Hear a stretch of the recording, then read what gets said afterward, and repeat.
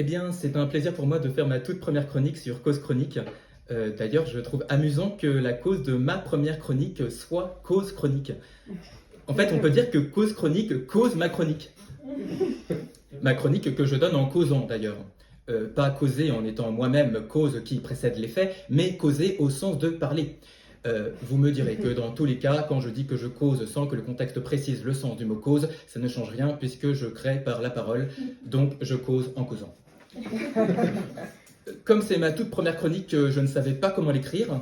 Moi, j'aime bien jouer sur les mots, mais faire ma toute première chronique autour du mot cause, ça risquait d'être lassant.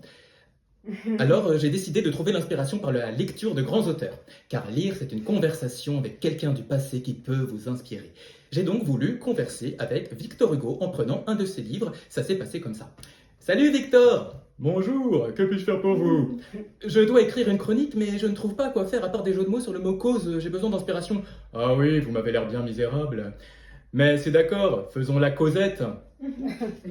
Bon, j'ai refermé le livre aussi sec et j'ai pensé rien de mieux que de parler à quelqu'un qui me connaît. Alors je vais voir un ami et je lui dis j'ai besoin d'aide, je n'arrive pas à écrire ma chronique et il faut que j'appuie sur le champignon. Alors tu fais bien de causer avec moi. Pourquoi? Parce que l'ami cause.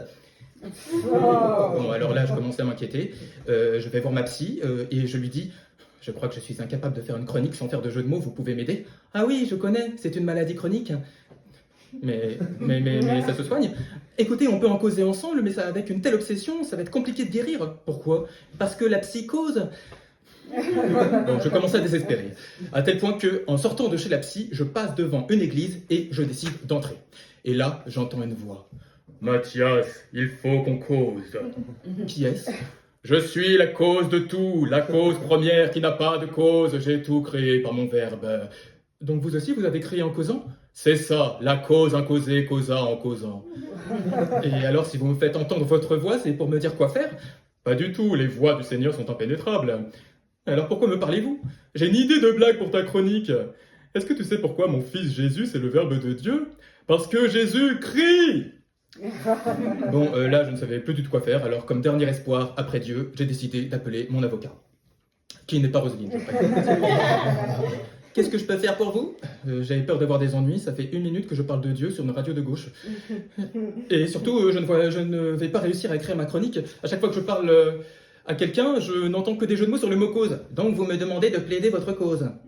J'ai raccroché, j'ai compris que ça ne servait à rien de changer qui je suis, et j'ai donc décidé d'écrire cette chronique en connaissance de cause.